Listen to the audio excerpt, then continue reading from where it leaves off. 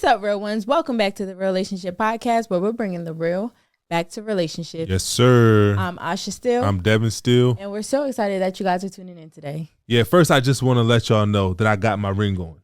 As you should. This episode, just like I had last episode, because y'all know 2 weeks ago, Asha was complaining about me wearing a ring. So I think that every episode, I'm going to let everybody know. Let them know. I got my ring on because somebody in our YouTube comments, they watched the video and they was like, just put the ring on, bro. She trying to act like she ain't really mad because she in front of the camera, but deep down inside, she boiling. So I took heed. Like, I listened to advice too. So if another dude's trying to look out for me, I'm going to listen to him. So I got my ring on 2 weeks in a row. I'm on a roll and we're going to keep this going. You know what? But to get back to topic, I think that this is going to be one of our best episodes. Mm-hmm. And that's saying a lot because every episode is good.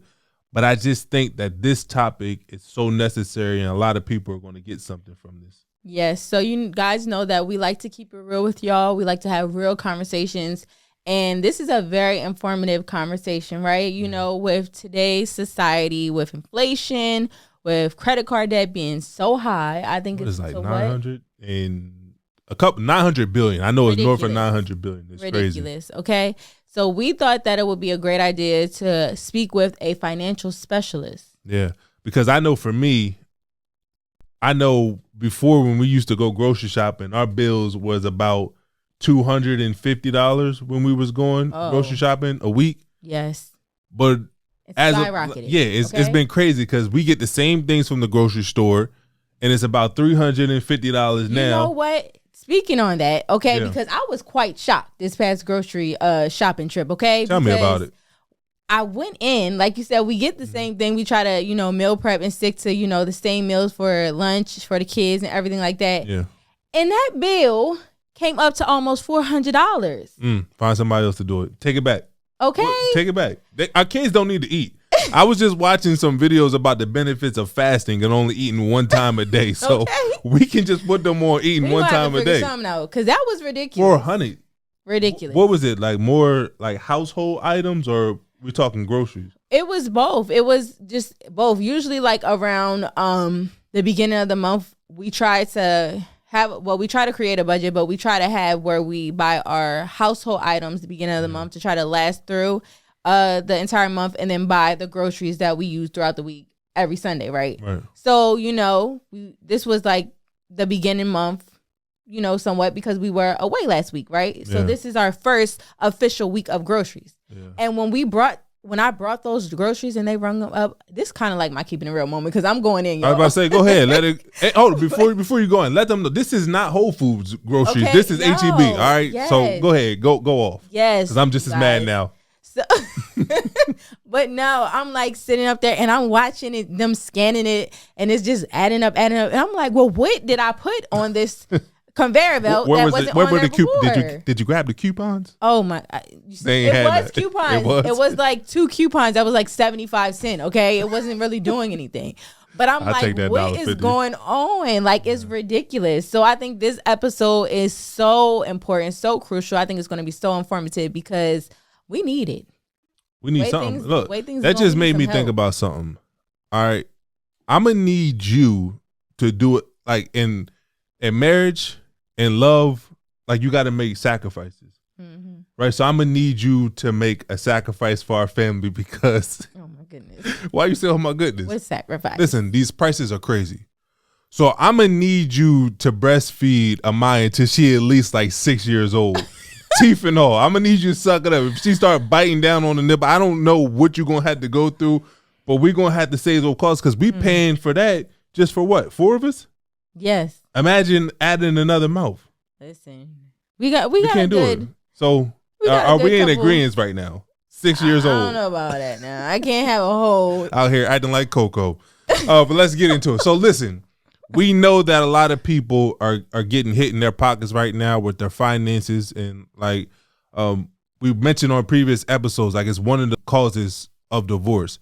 And the point of this podcast was to discuss real challenges that people face in relationships and marriage and then provide the tools to really help you overcome it. So like Asha said, we decided to bring on a specialist to talk about this so she can help us save money and she can help you save money and get out of debt or whatever the case may be. build wealth. Um, for those of you who don't know, I'm a real big Dave Ramsey fan. Like, he has helped me come out of the hole after I retired from the NFL and had to deal with everything was going on with Leah and the medical bills and stuff like that.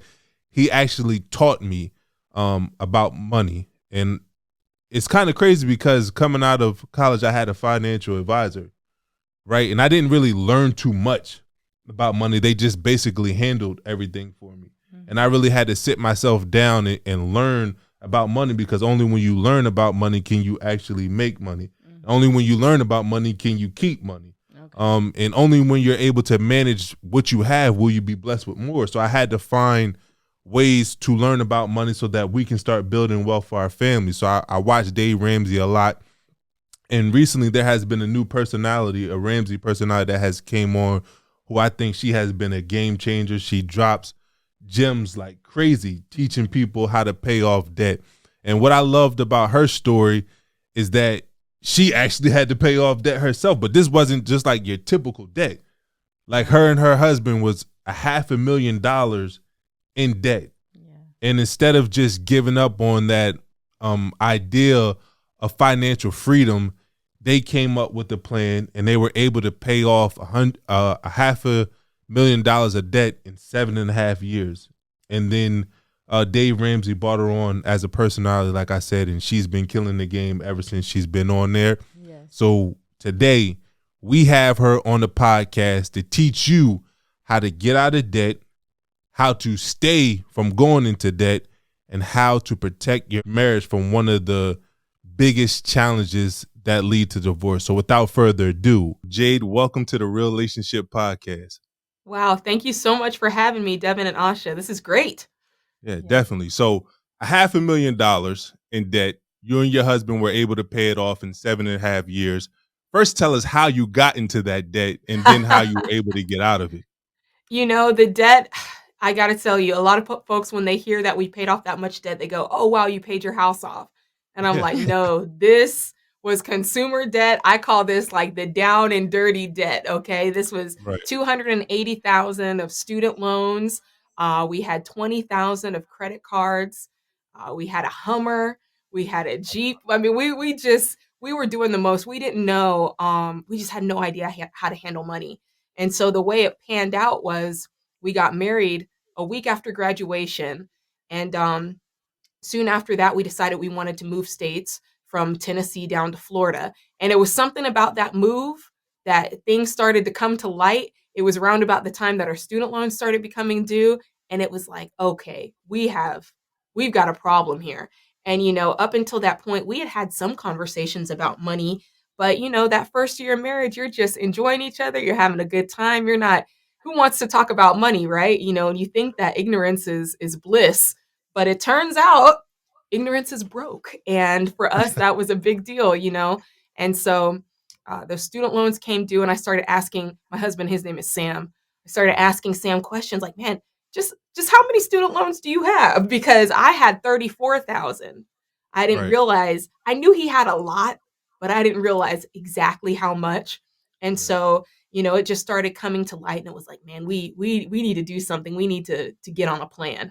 And it just so happened, my brother had told me about Dave Ramsey.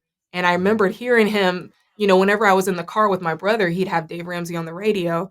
And it came back to me. And I said to my husband, I said, I remember this guy, Dave Ramsey. He's like a financial guy, like maybe he can help. And so we found his show on the radio, started listening. We went over to Barnes and Noble and got this book. It's called The Total Money Makeover. And when we got that book, it was game on. It was on and popping from then on out. And so that's kind of how it shook down. We started working through these principles. And I'm sure we'll talk about more of them on the time today, but that's how we did it. Was there ever a time where you felt hopeless when you asked your husband that question, how much debt are you actually in? Did you ever feel like, man, we're never going to get out of this and live a debt-free life? My husband did. He felt a lot of shame, a lot of guilt, a lot of frustration around this because, you know, when you're the man of the house, you know, you do feel this feeling of like, hey, I'm supposed to be the provider. I'm supposed to keep us safe. I'm supposed to, And I think for him, it felt like a real shortcoming. Now, it just so happens, I'm like the eternal optimist, and I'm like, it's okay, we can do it. This is our debt. And he, to this Right. day, he'll tell you, Jade, I can't believe that you got into it with me. Like, I can't believe that you looked at that debt and said, oh, it's ours. And that you weren't like, well, you're going to have to figure out a way to figure that out. And I was like, no, man, when you get married, and this is for anybody listening, when you get married and those finances come into play, you say, I do at the altar. And it's not just I do to the parts of you that I like and the parts of you that make me, that benefit me. You have to say, I do to Right. all of it. And so with me, he had this debt. I'm like, man, this is ours now. It's just part of our story. It's part of our life. And it was not easy. I'm not going to sit up here and say that it was easy, but it was something that was non-negotiable for me. It was like, this is our money. If it's our money, it's our debt. If it's our income, it's our debt. And so I just took that on, and we decided to attack it as a couple, and we devised a plan. And that plan looked like, okay, we gotta save up a little money here just to have a cushion, but then we got to start paying off this debt with a vengeance. And this is what we're going to be dedicated to, and the rest is history. So, what are some for a lot of the couples out there now, especially with the pandemic, like with debt piling up and a lot of people losing their jobs? What are some ways that people can start to consolidate their debt as a couple and the steps that they can take to get to that place? That's a great question. So it starts with this, you got to sit down with your spouse, and let's just put it all out on the table. Get you a piece of paper, a notepad, and let's list out all of our debts, both of us. And then the next step after that is to really arrange it. The way I suggest paying off debt and getting in control of your finances is the debt snowball. And the way that works is you list out all of the debt, smallest to largest. And I'm talking about everything, anything from like a little parking ticket that's been laying around to $80,000 of student loans, right? Right. We list that from smallest to largest. And when it comes to those student loans, a lot of times they're broken into a lot of small pieces. And so list those out, smallest to largest. And we do that because when you start paying off those debts, you experience wins. And when you experience those wins, that motivates you to continue on. And so like Ivy League, man, Harvard and all them, they have studied this, and they have actually posted research that says the debt snowball is the best way to pay off debt, because it is utilizing that mindset of you've got to experience wins. A lot of folks, they go for the debt avalanche method where you just go by interest rate, and it's not as effective. And the studies show that. So that's why we teach the debt snowball method. That's what my husband and I did. And, it's not just that, though. Listing your debts, that's important. But at the very core of it, you got to get on a budget. And that's where it all starts. So many people have no idea. I mean, the stats show us if you ask 76% of folks, how much did you spend last month? They have no clue. People don't know what they're spending. And if you don't know what you're spending, how can you be in control of your money? And so that first step is now getting on a budget. We're sitting down. We know what our debts are. We know that we have a problem, right? And so that debt is going to show you, okay, we have a problem. We've got debt. How do we fix it? Now let's make a budget. And that budget is going to give you a plan for your money. You sit down, you say, okay, we're making, I don't know, $6,000 a month. Let's decide how each cent of that $6,000 is going to be spent. And you just go and list it out. Now, Asha, you made a good point with everything that's going on, inflation, wages, everything like that. You've got to start with the four most important things, and that we call that your four walls. So when you start making that budget, at the very least, you got to make sure you've got your rent and your mortgage covered. You've got to make sure you've got food and groceries because you got to eat, right? Got to make sure you got that transportation covered because you got to get to and from work. And you got to make sure you've got utilities. So those are your four like imperatives that you need to have. And then just keep on walking it out from there. Yeah. I can hear some people saying right now that budget, I barely have enough to cover my bills right now. How are we going to start with the snowball effect, paying off, those small debts first? But one of the things that I loved about your story is that you had so much debt. And I believe that you said that y'all was bringing in about $30,000 and y'all had to find other ways to generate revenue or generate money in order to pay off those debts. So what do you say to those people who feel like even if they budget their money, they're not going to have money left over to tackle their debt? Yeah, that's a good point, Devin. Here's the thing, with most people, there's one, two problems, or both is what I say. You've either got the problem where you're not making enough income, and so you've got to increase your income, right? That's thing one. That's what you were just talking about. Or it's a situation where, man, you're spending like crazy, like you've just gone overboard and you need to decrease your spending. Or it's both, like you got to do both of those things together. And with Sam and I, it was both.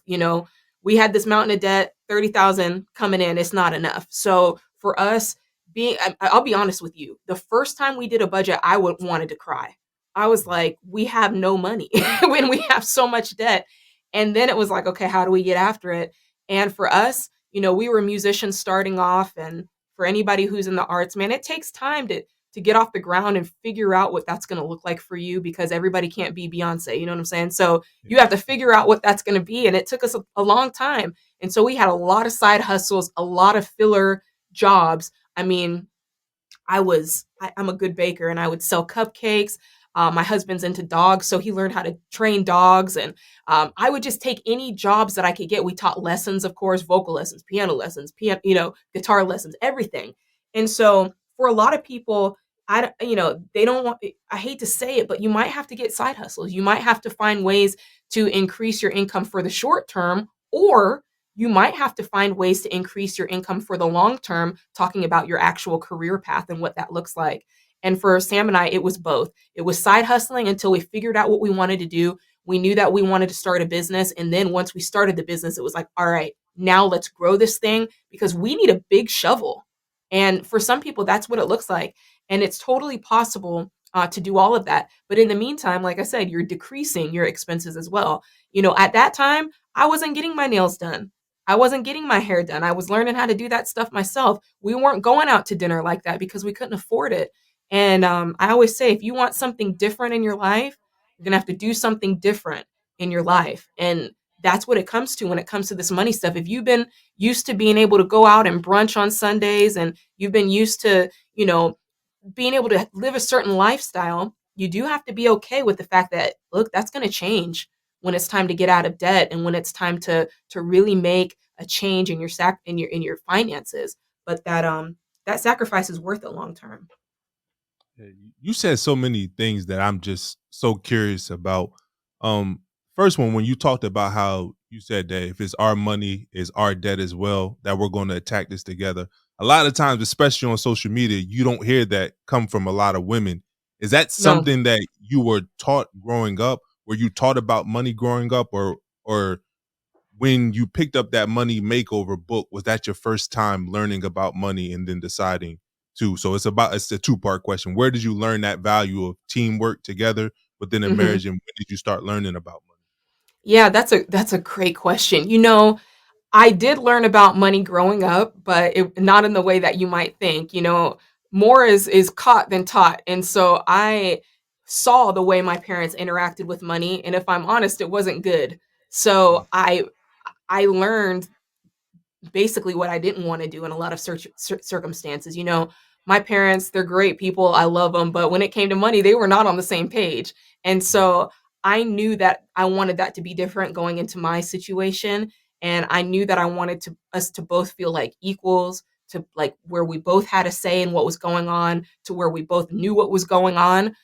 So I think in that way, the way I was brought up definitely affected me. And so going into it, I didn't want to just toss it all off on him and be like, hey, you just deal with it.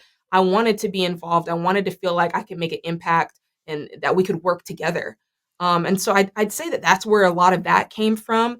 But I think it's so important because, and I call it a vocab rehab, because I think there's so many folks that come into it and they're like, hey, like you're spending and this is my paycheck and it's his debt. And I mean, you cannot be one like that. I'm a Christian person, and I believe that when you get married, you become one. And I believe that that's the way that that's supposed to work. And I believe that, the Bible says where your heart is, that's where your treasure's at. You know what I'm saying? And I'm like, if I want my treasure to be with my husband, and I want to know that I have access into that. And the same way goes back to him. And so for me to cut off that area of my life and say, hey, you have access in all these other places, but not here, that's not the message that I wanted to send. Especially with something like that where it's so vulnerable. Because with that debt, if I had said no, thank you, it would have, I can't tell you the amount of damage it would have done, not just to him probably emotionally as a man, but to our marriage. Yeah, I think that was a good point, because a lot of couples, finances is always like a touchy subject with a lot of couples. Mm-hmm. Unfortunately, it leads to divorce in a lot of cases as well, with people not being able to get on the same page with their finances. So was that something that y'all were in agreement in from the beginning? Like, did y'all have those deep conversations to say, okay, this is what I want our future to look like? Um, in the very beginning, like when we were dating and stuff, no, I don't think so. Um, Going into it, I think we were just both so open. Truth be told, coming into the relationship, my husband was I think he was way more open to ideas because of the way he grew up as well. I think that he was looking at me and being like, "Hey, do you have any clue of how this is supposed to work?" And I was like, "Well, I'm thinking about like maybe I grew up in church and this is what they said." So we were just really, I think we were just open books, and I think both of us so desperately wanted something different than how we came up that we were just willing to go towards each other. And it honestly, I think that was a little bit of a happy accident. I'll be honest, but here's the thing, and for the people listening, this was my this was my experience, but at the same time, like the stats and all the findings support this. Like the statistics say 43% of married people combine their money. Now, I'll be honest, I thought it would be more than that because when you look at the statistics, they'll tell you people who are married, they're more likely to buy a home together, and we know how important home ownership is in building wealth. People who are married that combine their finances, they do build wealth 4 times faster than if you don't combine your finances. We know that the studies say that couples that combine their finances, they have more the probability of them staying together over the long haul is greatly increased. And then the stats just tell us, it literally says they're happier. So I think a lot of people don't combine their money out of fear that, oh, this is just going to be a mess if we combine our money, da da da da da. But they're actually wrong. Like the statistics point the opposite way. It's actually, if you don't combine your money, you're more likely to have money fights and problems. And that's actually the number 2 cause of divorce. So, sometimes it's like the facts just speak for themselves. So, I'm glad they heard that from you because we try to tell them all the time about the benefits of combining money. But like you said, uh a lot of people are reluctant to do so. So hopefully now that they just heard it from you, they can get on huh. the same team. Because I know I watched Dave Ramsey a lot, and I would hear him say all the time that you should combine your bank accounts because you're one team. What are you Yeah. keeping things separate for? So we always talk about the benefits of it. You talked a lot about I'm so surprised. I thought that this was just going to be about finances, but you're bringing up a lot of valuable points about marriage in Mhm. general, where you talked about how your parents showed you what not to do when it Mhm. comes to money. And a lot of times you hear people say, "Well, I wasn't taught to do this. I wasn't taught to do that. So Yeah. I can't do it." But it's like, no, you learn how not to do something and you can take that effort to go out there and learn on your own because at some point, yes, your parents and your upbringing, your environment does shape you, but then you take over responsibility of where you're going to go moving forward. How did you develop that mindset? How did you and your husband develop this mindset where, all right, we didn't learn about this in our past, but this is not going to be our excuse for why we have certain failures in the future? Yeah, I'm glad you brought that up. And honestly, as you were talking, man, I'm over here getting fired up because I feel that, you know, yes, there are so many reasons, Devin, that you can come up with that are true. Like, I don't want to discredit anybody's reasons because everybody's got something. I grew up in a teeny tiny town, one stoplight, one Sonic. You know what I'm saying? I didn't go to the best university that there was. Like, I'm a black female. Like, you can come up with all these issues. I didn't learn it in school. My parents didn't teach it. That is true.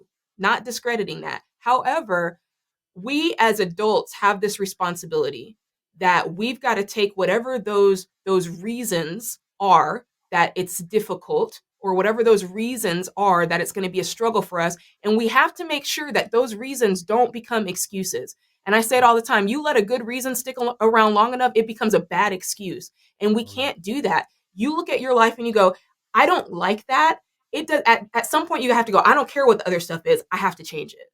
I have to change it. And you can look at all this external stuff, but at the end of the day, you have to really just block all that out and look at me, Jade. What is it that I can do today to change my life, to change my financial situation, to change my marriage. I can't be waiting around for anybody else. In my marriage, I can't wait for Sam to change. In my financial life, I can't wait for the government. I can't wait for my job. I have to be that person that goes, okay, there's something that I can do. There's something that I can do in my situation to make it better. And that's just been my mindset, man. I looked at, my parents, they did a lot of things right, but there are some things that ain't get right. And I'm looking at that, I'm going, am I going to repeat that?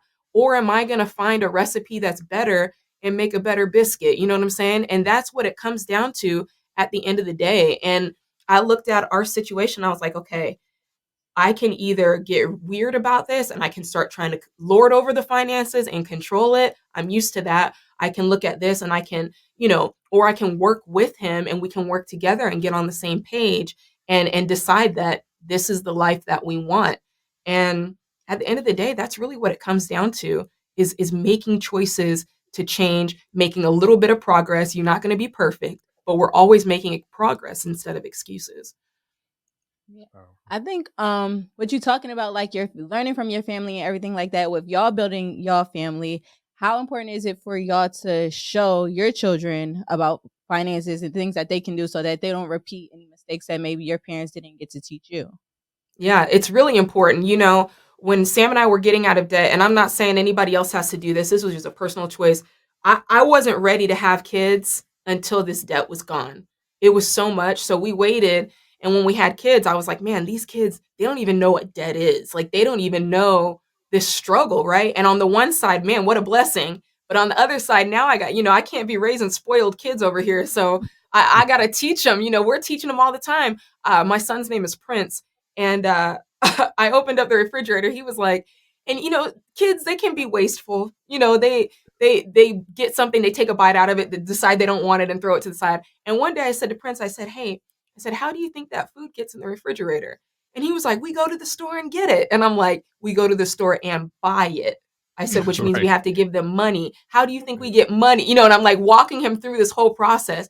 And he's like, okay. So, now we're in the process of, hey, you do things around the house, you get a commission, you get paid for the things you do around the house, and then you can see how that translates to being able to go, to Walmart or Target and buy, a little toy or whatever. And so we're teaching them that, and it's an ongoing thing. I'm teaching him like, hey, everybody doesn't. It was just his birthday the other day. I'm like, you need to understand, when some kids, they don't get presents for their birthday. And some kids get a lot of presents for their birthday. And there's a lot of things that affect this. So really just making them understand what it's like in the world, and what money buys, what it can't buy, because we work a lot on contentment and being grateful and knowing that, hey, the things we buy, that's not what makes us happy. What makes us happy is we get to, be with each other. So it is so important to teach kids that when it actually comes to dollar bills, I think so, like I said before earlier, I think so much more is observed by them than, hey, let's sit down. I'm going to show you how to do a budget. I'm sure that'll be helpful at some point. But I think right now, they're going to look back and at some point they're going to remember, hey, yeah, mom and dad, they used to sit at dinner. I would hear them talking and saying, hey, did you look at the budget? We've got such and such coming up. We got to make sure, they're going to remember hearing us have those conversations right there in the open. And I hope that influences them. Staying on the topic of kids, did you and your husband, when y'all had children, did y'all start a college savings fund? And how important is that to start young when you have kids? It's really important. So when we first got married, so let me kind of back up and also answer that question. So the way that we do our finances is through a series of steps, right? So the first step was getting $1,000 saved quickly. We did that. Then it was paying off the debt. That was what took 7 years. Then we built up our savings to 3 to 6 months of expenses. That was that. And then comes investing for your future. So you're putting aside 15% of your income every month into your 401k, Roth IRA. And then the fifth step is investing for 529, kids college, that sort of thing. So when Sam and I got married and had kids, we were not yet at the step to be able to invest in like 529. We were more so at the 3 to 6 months deal. So his mom was like, oh, I'll open up a 529 for the kids. So we were blessed, and she started she actually started that for us. And now, of course, we fund it every year as well. But as quickly as you can get started on that, we recommend it. And the reason I recommend it in that order is because you've got to make sure you've got your house in order before you get into that other stuff. Because at the end of the day, you've got to be able to have money to contribute to it. You've got to be able to do this stuff the right way. And if you walk through it in those steps, it makes the most sense. Because here's the thing with 529s, maybe the kids will use it, maybe they won't use it, maybe they'll go to college, maybe they won't. So you have to factor all of that in to how your financial plan is working. You don't want to prioritize something too far ahead that may not even be something that they use, because that money, it may get used up, it may not. And of course, yes, you can transfer it to family members and things like that. But, folks call into the Ramsey show all the time and they're like, I've got this money sitting there. What's the best thing to do with it? My kids didn't go to college. And even with that, it's like, okay, you could, there's a reason, a method to the madness is what I'm saying. Yeah. Yeah. You spoke earlier about how finances is one of the leading causes of divorce. I watched I believe it's the debt-free yell that you did in the lobby. At Yeah. AZ. What did that feel like to finally be debt-free? Did it feel like a weight of the world was lifted off your shoulders? Because a lot of times when you're operating in chaos, when you're operating in despair, you can't really enjoy the fruits of life and of marriage. So what did that do for you to get out of debt? I mean, it's almost too much to put into words. We were, it's like, I mean, it's just a whole other life, before being debt free. Thank God, we were able to be content in our lives and we we're still able to enjoy life in that season. But to compare it to this season of being free, man, standing on that stage and yelling that, it was like primal. It was like, I made it, like, it's just, you can't, it's like, it's hard to even put into words. It's freedom. It's freedom. And it's knowing there's something about saying, I'm going to accomplish, honestly, what felt like the impossible. I'm going to set out to accomplish the impossible, and to actually have done it is like, wow, like, you can't tell me nothing. I had a baby and I paid off $500,000 in debt. You can't tell me nothing at this point. That's the way I feel. I'm like, Yeah. And that's what it is. And I honestly, I filter, and I know I can speak for Sam too. I filter everything through that. At this point, when I face a challenge in life, I'm like, if I did that, I can do this. If we formulated a plan to follow that, we can formulate a plan for this. And so it really, I like to say, it creates a well that you can draw from whenever hard times come. It's like, man, if we were able to just buck up and get through this, if God got us through that, he'll get us through this. It's like a memorial. It's like this memorial in your life that you're like, okay, God did it. We did it. I can always look back on that and draw hope from it, draw strength from it, and just draw courage and motivation from it, to be honest with you. I hope the listeners are loving this as much as I'm loving it. Let's just say if we was in debt, then this would hit a lot harder. But about 3 years ago, because if you don't know, our daughter battled cancer. So Yes, I I used to do. play in the NFL, and when she got diagnosed, my $4 million contract basically got ripped up, and I was getting paid league minimum for $600,000. So there was a lot of adjustments that we had to make in our lives so that we could take care of her and the medical bills and stuff like that. And of course, when you're going through something like that, that does pile up. But Yeah. when I decided to retire from the NFL, my wife was like, let's live in Houston. Let's just buy a home, because we didn't know where we were going to live. And for Mm-hmm. like 6 to 7 months, I watched every single Dave Ramsey video on YouTube to try to find out how to get our finances in order and not just rely on my financial advisors. I needed to learn about money Yeah. myself. And I was able to get us out of debt. I was able to raise our credit scores. I was able to do everything we needed to do in order to purchase a home. So I know from experience that the stuff that you're talking about works, because we implemented that into our lives. But we wanted to change things up, Wow. because we just talked about how you can get out of debt. But I think it's very important to talk about how can couples prevent debt. And one of the So good. major things that people go into debt about is the wedding. How do you know how Woo! much to budget for your wedding? Well, that is something that was a pivot. I wasn't sure where we were going, but man, okay. Yeah. Preventing debt. Yes. Do not go into debt over your wedding. Point blank. Don't do it. Look, Asha, please back me up on this. How long have y'all been married? Going Come on, on, 8 years. yeah, 8 years. 8 years. All right. I've been married 15 years coming up. I don't, and I'm just saying this for reference. I have not thought about my wedding one time this week.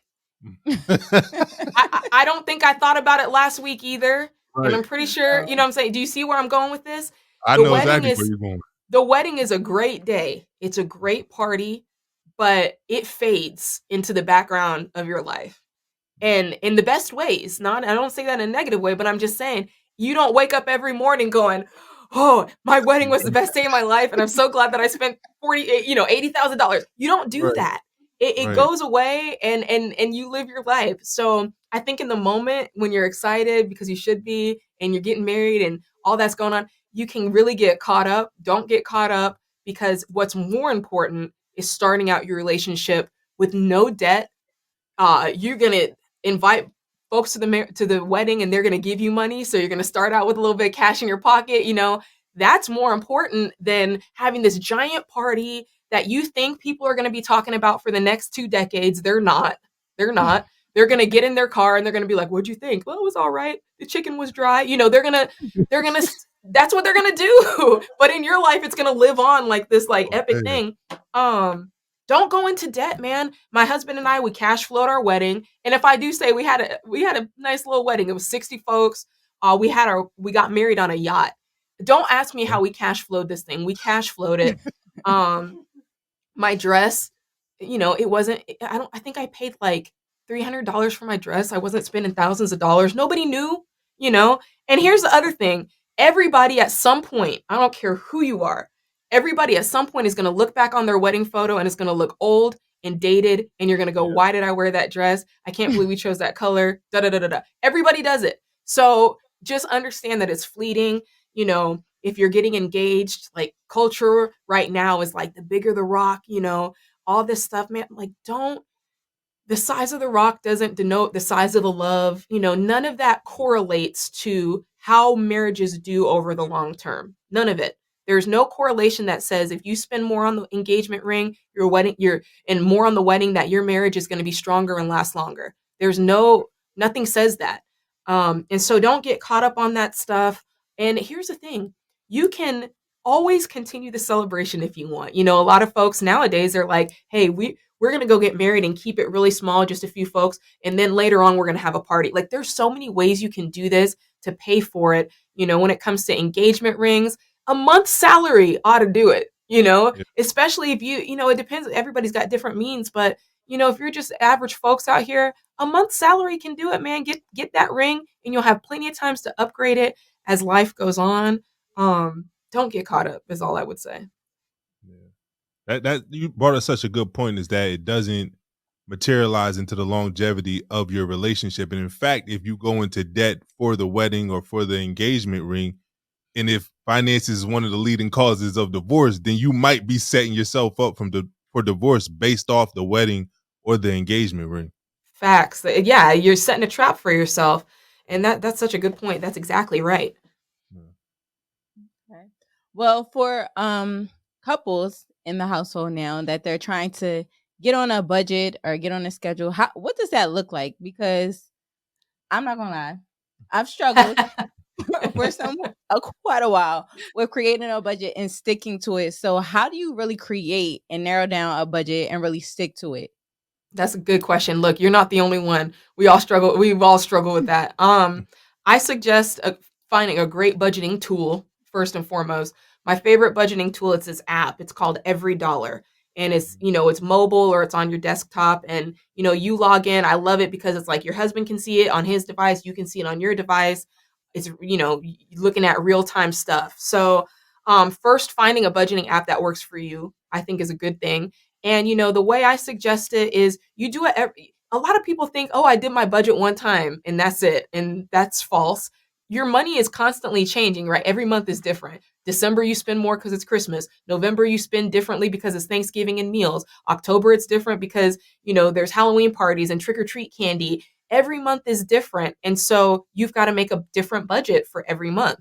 And that's really what it boils down to. I suggest that people start we about to be in May. We have a couple more weeks, but at the end of April, I'll be making May's budget with Sam. And at this point in our life, it's pretty easy. I mean, I take the existing budget and I go through and I just make the adjustments. I'm like, Prince's birthday is this month or Zia's birthday is this month. And I make those adjustments, or I say, term life insurance policy is due because we pay it quarterly. And so I'll put that in there, and you make those adjustments before the month begins.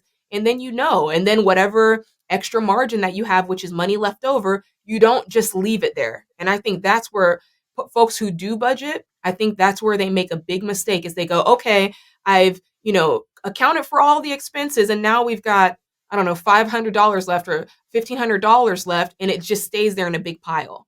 And then they wonder why they haven't saved for retirement. They wonder why they don't have any savings. They wonder why they haven't taken care of business, because they didn't give an assignment to that margin. So you've got to assign the margin too. You've got to say, okay, each of us gets XYZ dollars for spending money, for fun money. Okay, we're going to have to put 15% away in retirement. Okay, we need to make sure we're putting away some money into the 529 for the kids' college. Like, these are the things that you do with the budget, so that when you actually do have for real extra money, you can be like, okay, what do we do? We going on vacation, or are we doing a staycation? And you plan every single dollar. I think sometimes when people think about budgeting, they think there's no fun in it. I'm like, heck yeah, it's fun. I love getting to sit with Sam and be like, okay, this is the money. Like, I want new countertops. I'm just saying. And I love being able to talk about, okay, when we get this, we'll be able to get those new countertops. So it's not just, putting the gavel down and having to do not fun stuff. You get to do fun stuff with the budget too, if you do it right.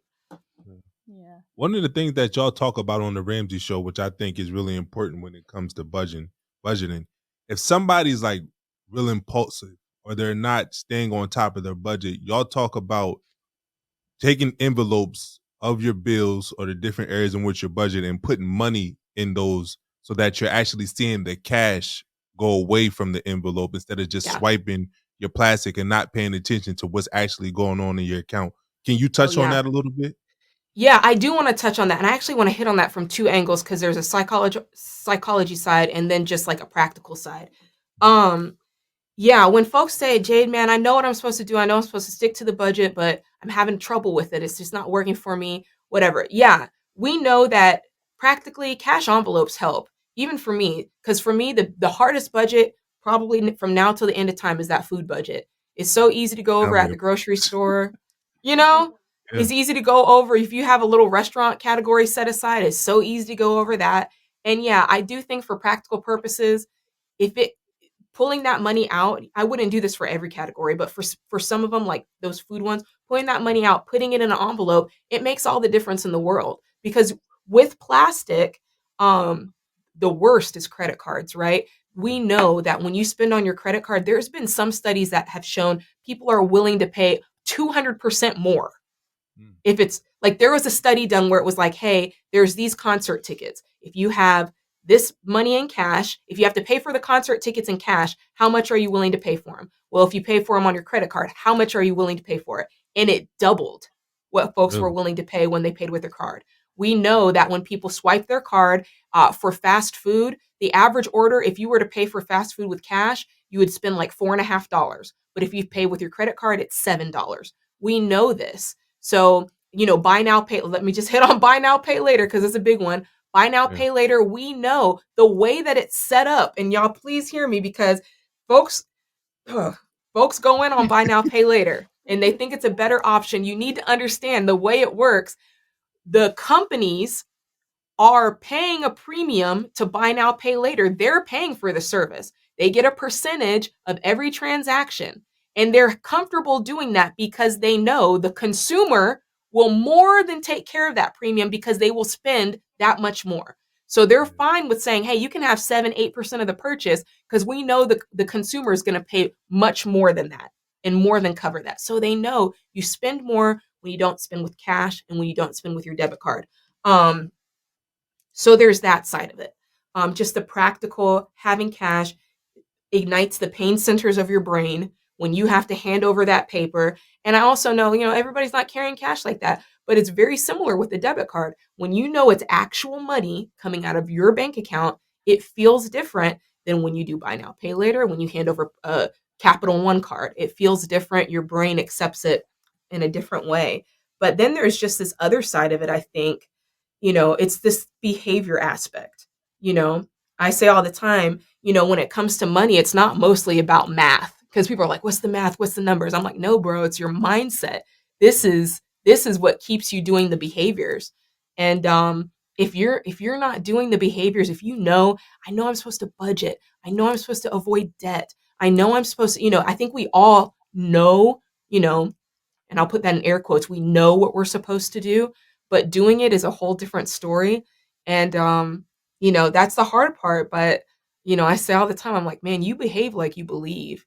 And if your behavior is not what you want it to be, you really, and this is kind of the other part of it, you've got to check out what your beliefs are. Because think about it, you do the things that you believe in, right? I mean, for the most part, you do it. And I'm like, if you are not doing what you know to do, air quotes, then you got to check. Maybe at the core, do you truly believe that a person like you can get ahead and should be able to get ahead? Do you truly believe that budgeting can work for you? Do you truly believe that you have the capability of saving money? I talk to folks all the time that I counsel, and they're like, Jade, I just can't do it. I've never done it. My family's never been able to save. I don't come from that. And we don't realize how much that builds belief into ourselves. And it affects the way that we think. If you come from a household where there was constant money fights and money problems, and you've never seen a check for more than, a certain amount of money, that affects you, and it makes you think it's not possible for you.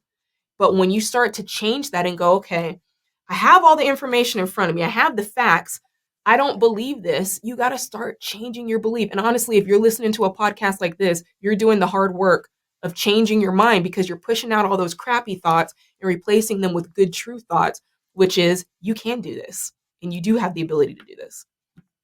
I love this. This is probably my favorite episode. I'm not even going to lie. I love this. Oh, that's saying something, because I've seen the folks you guys have had on. That's amazing. Oh yeah. Yes. So, another question. Do you have a question before we close? Yep, I do. I have two questions. First one is, you touched on your term life insurance that you and your husband set up. How important is getting life insurance, and which one do you prefer? Obviously, we know which one you prefer, a term or life. Yeah. This is a good question. I'm glad you brought this up, and I'll quickly get to it. I said life. Yeah. Term or whole life insurance, man. This is the great debate, but I'll simplify it for you guys. I'm always going to suggest term life insurance. And let me break down real quick why, because I know the internets are teeming with reasons why, for the other direction. Term life insurance. Let's go back. The purpose of life insurance is to replace your income. That's the purpose of it. It's not your ticket to wealth if something happens to your spouse. The purpose is to replace your income. And so what we do, the way we calculate how much insurance we need, is we get 10 to 20 times our pay, so that we can replace that over time. That's the equation that we do. So the reason I like term life insurance is because it's relatively cheap. I mean, I think I literally just did a new policy. I'm healthy, and I think it's going to cost me like $300 or something a couple of times a year. And that's about it.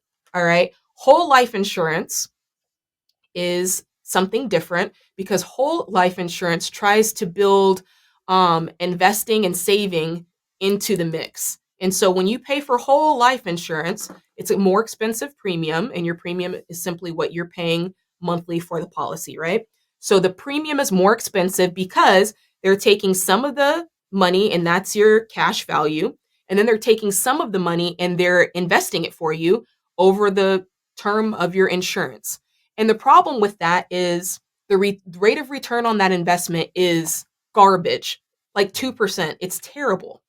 So that's thing one. The other thing is you've got this cash value that builds up, And if you don't cash out the cash value, if you die, the cash value dies as well. You don't even get it. So you've been putting into this thing, you don't even get it. So that's the other thing. Whereas let's just say you had a whole life policy that was, let's say you had a term and a whole life policy. If you took the money that the whole life policy was investing, if you took that amount and you invested it yourself in growth stock mutual funds, getting a rate of return of 10%, annualized rate of return, which I know somebody right now is like, Jade, you're not getting 10%. Yes, you are. Look at the annualized rate of return for the last 30 years in the S&P 500. You will see that I'm correct. All right. That's how that works. I would rather get 10% on my money than 2% on my money. And I would rather know that when I die, do you want to know what? The money will go to my heirs. Whatever I was investing will go to my heirs. It won't die with me. So that's why we say term life insurance. If you have folks that are dependent on your income, you need term life insurance. And you can get that today. I recommend, they're called Xander Insurance. They're great. I use them for everything. I use them for life insurance and auto insurance and homeowners insurance and gap, all that stuff. They do all of it. So Xander Insurance is a great one. Yeah. One of the things that I constantly hear on social media right now in terms of life insurance is about having life insurance policies on your kids. Is that something that you recommend? Like, what would be the purpose of doing that?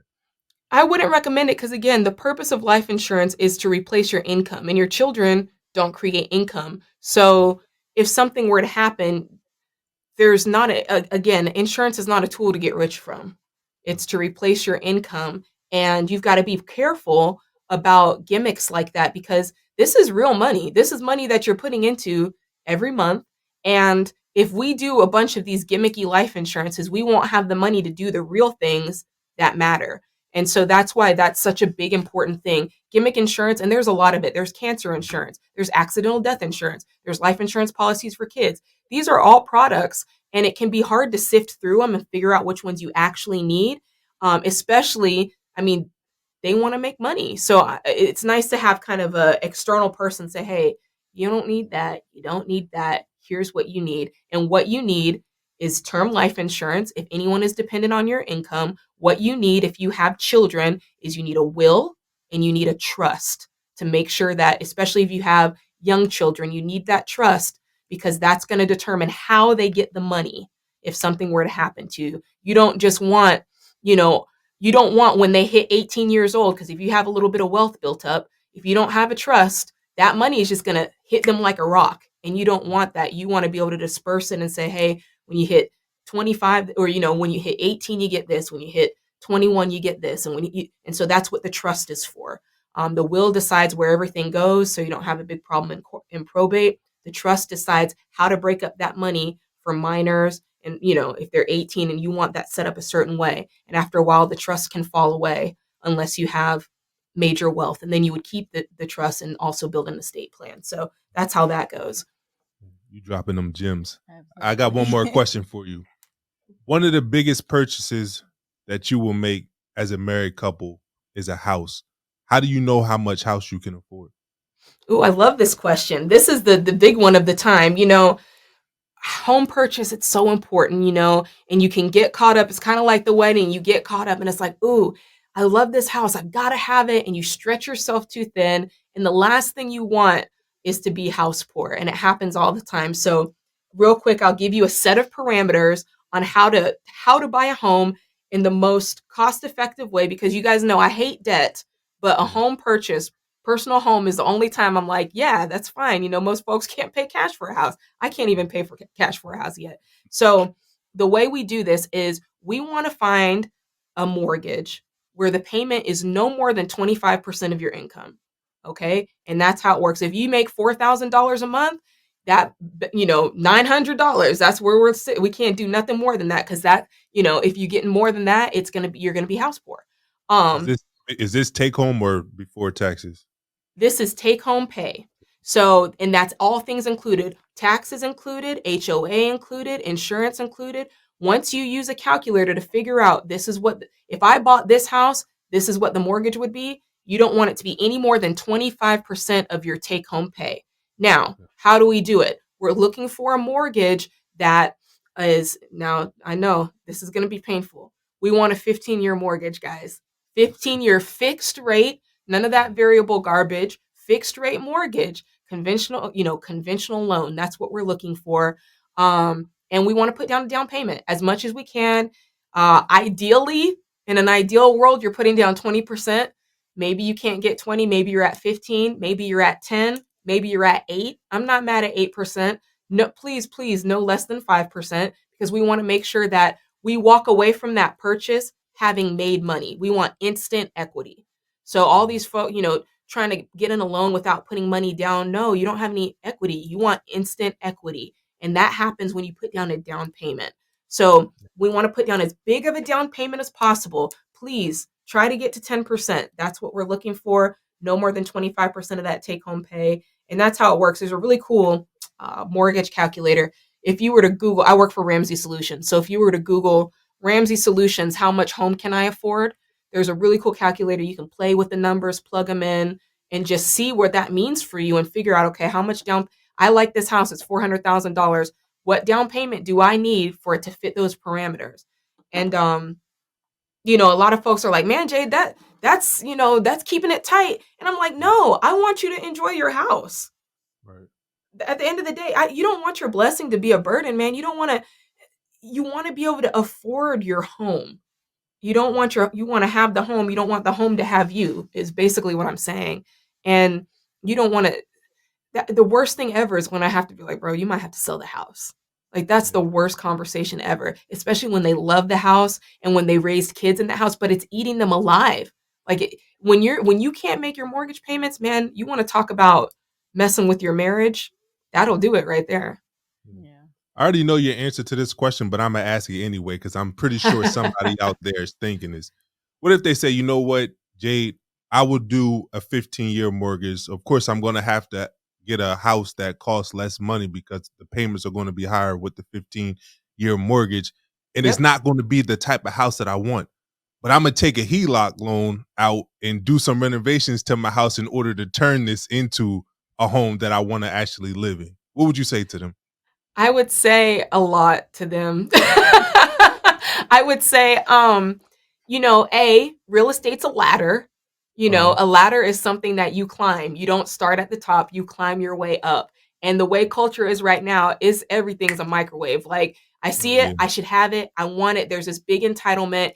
And if we look back really just to our parents' decade, people, you start with a starter home. You start out and you work your way up the real estate ladder. You get a small property that you can afford. You build up equity, you sell it, you take that equity and roll it into a nicer house. You take that equity and roll it into it's a ladder. And I think that people are forgetting that. There's few times in life where you just start out exactly where you want to be. And I feel like with homeownership, folks, they've been watching too much HGTV. It's like, you got to cool out. This is not reality. Sam and I, we started out in a townhouse that we were renting, and we stayed there a long time because we had to build up enough money to put down a down payment on a house. We finally bought a house, and then when we moved, we bought a nicer house. And guess what? When we move again, we'll probably buy a nicer house because you're rolling equity. And if you are taking out HELOCs and home equity loans, you're taking away your equity. And you're making it to where when you go to sell that house, there ain't no equity left in it, because they'll let you borrow. I think they'll let you borrow up to 80% of that equity. And I'm like, is that really worth it? You buy a house for, I'm going to just use smaller numbers to make it easier. You buy a house for $150,000. You look up, it's worth $200,000. You take the $50,000 that you have gained in equity and you put in a new kitchen, but then you want to turn around and sell your house and you're wondering why you feel like you're starting at square one. Yeah. You didn't have any equity. You spent it all. And maybe that kitchen ROI'd and maybe it didn't. Maybe it only ROI'd, 30, but you spent 50. You don't know. So I think that people are so busy trying to hack stuff. I'm like, no, just be a good steward of your money. Just live on what you can actually afford and do things incrementally. Move at the speed of cash. And for anybody listening, if you don't think it's possible, I'm sitting here telling you that I'm not making it up. I have never had a HELOC. I just renovated a whole house And this was before I worked at Ramsey. So for anybody out there going, well, you work at Ramsey now, you got a big salary probably. No, I'm talking about beforehand. You just go slower in life. You go a little bit slower so that you're ultimately going faster. Because here's the thing, your girl ain't got any debt, you know? And that's Say that one more what it time. boils down. You I say don't that one have more any time for me? debt.